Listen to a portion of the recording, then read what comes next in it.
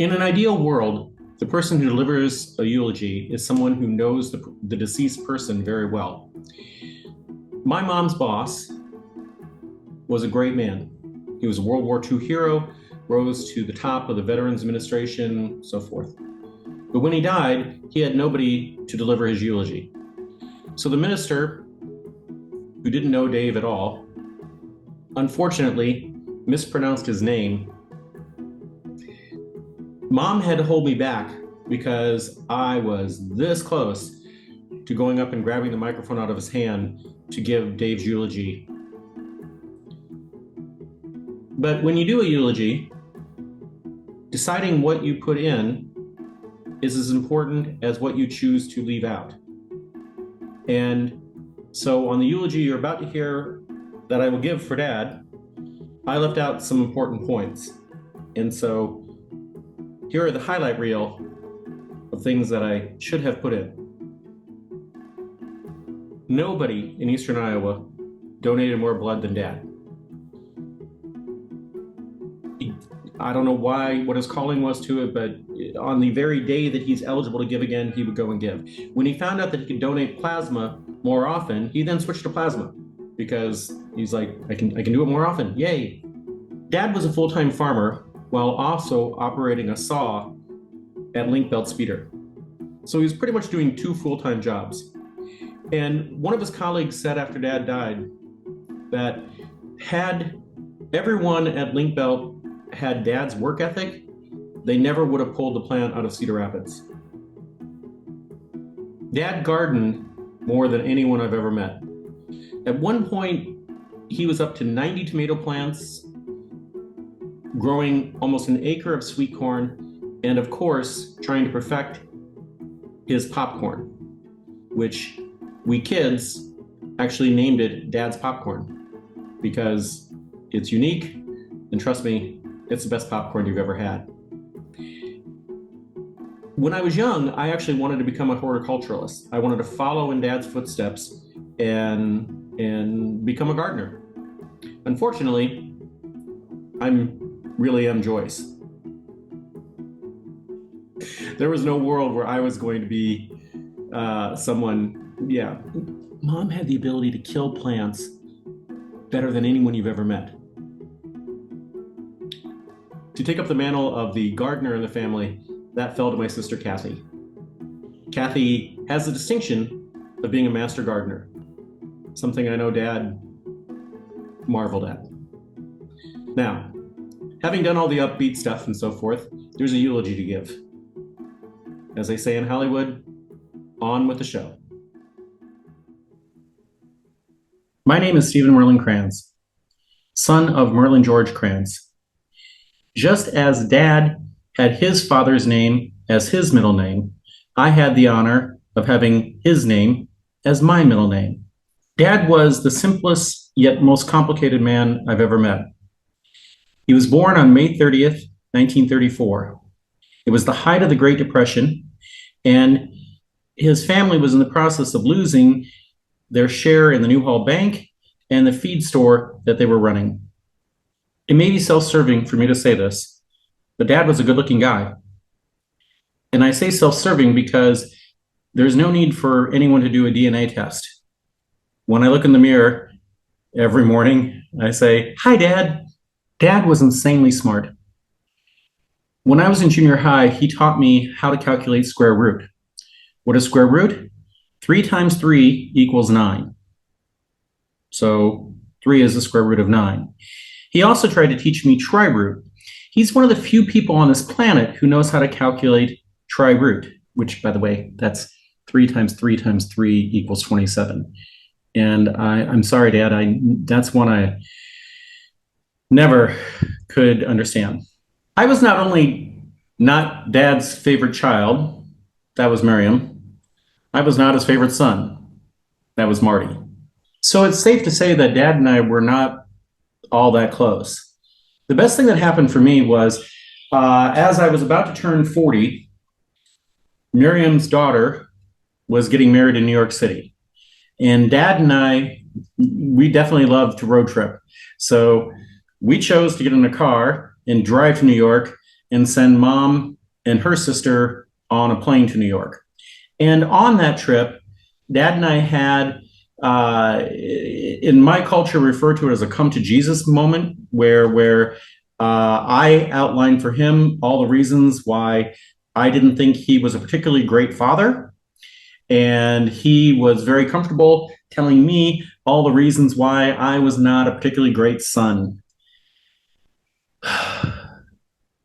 And we were both right. Now, to the complicated, or I guess maybe it's simple. Dad was of an era where your job as a father was to make sure that there's a roof over your wife and children's heads and that there's food at the table. That's it.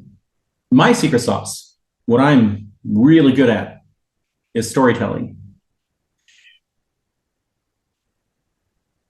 Although Dad and I were not close growing up, I did enjoy making him laugh.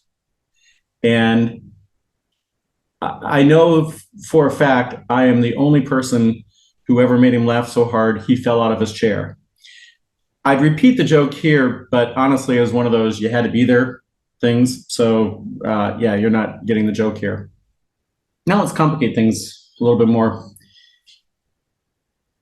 Dad was very, very close to his younger brother, Wilbert.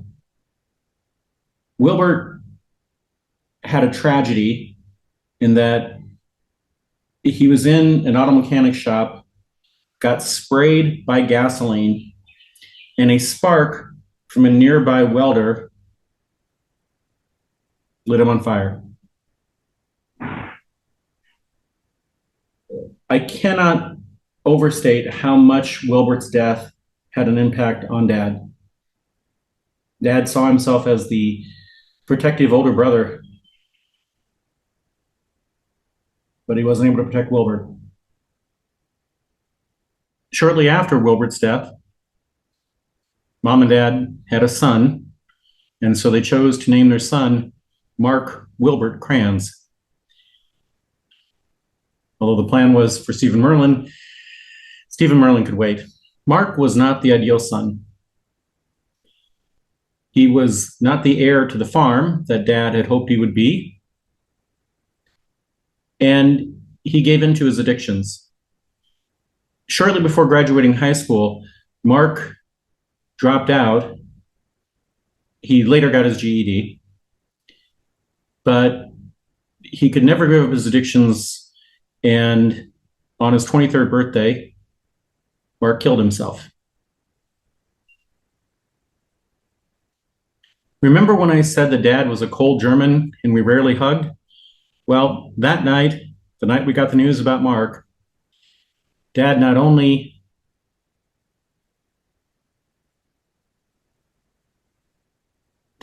grabbed me and hugged me, he wouldn't let go.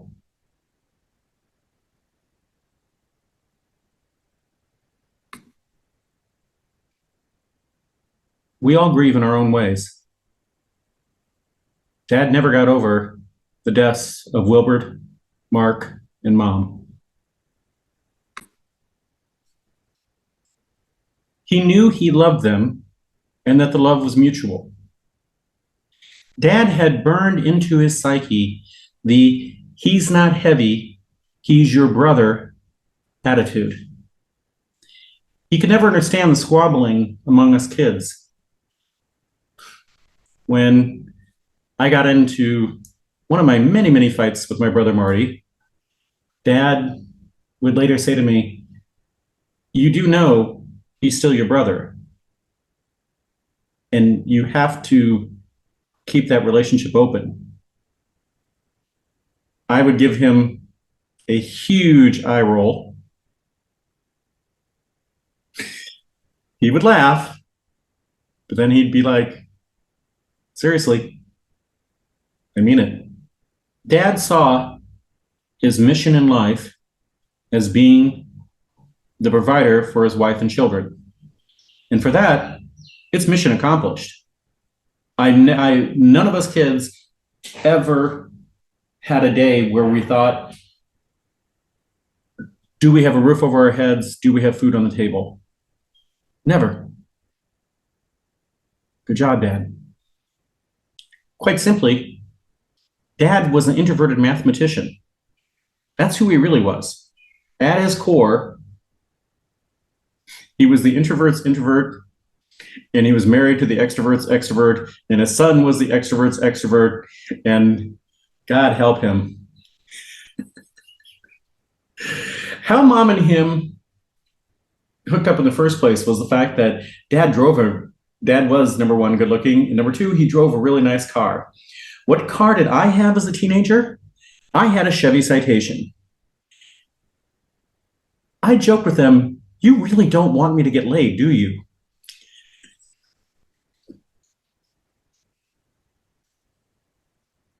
In 1997, I had the honor of delivering the eulogy for my mentor, Bill Spellman. It was the hardest speech I ever had to give. I was standing in an auditorium in front of 800 people. And trust me on this, by the time I was done, there wasn't a dry eye in the room. I'm really good at what I do. When I was done, Dad turned to a friend and said, I wish he could say this about me. On the trip to New York City, I had the opportunity to tell Dad that my relationship with Spellman was beyond friendship and beyond family. I tried to reassure him that this isn't a competition, Dad. He never pretended to be my father, and I never pretended he was my dad. If you know me and my family well, you know that I am 90% the product of Joyce Kranz. She and I are psychologically the same person, and I was her favorite child. And Mom and I are so much alike that at one point she worked for a lawyer, and so part of her working for a lawyer is the fact that she rewrote the family will pretty much every year or two. And at one point, Mom was just in a not happy mood. And so she wrote a will that left everything to me and for me to decide what anybody else gets. And I was like, Mom, I really hope you don't die before you redo this will. Dad never got himself involved in these things. Dad's like, the two of you like to argue. That's not my thing. You guys, yeah. Mom and Dad eloped, which simply means they got married without parental permission on August 11th, 1952. It was Mom's 18th birthday, and the first day of which they could legally marry without having parental permission. Dad rescued Mom from an abusive household, and he never looked back. On their 55th wedding anniversary, I happened to be conducting a wedding, and I'm Reverend Kranz, if you're not aware. Anyhow, I was conducting a wedding, and I asked them to give me some advice to give to the couple. And Mom said, have a good sense of humor. Dad said, have a lot of outdoor projects. At the end of my eulogy for Bill Spellman, I said, the best thing you can say about a man is that the world is a better place because he was here. Although I'm not speaking to an auditorium with 800 people, and I'm looking into a camera, so it seems kind of weird, I am certain that the world is a better place because Merlon Kranz was here. My father, Merlon George Kranz, was a great man and a good dad.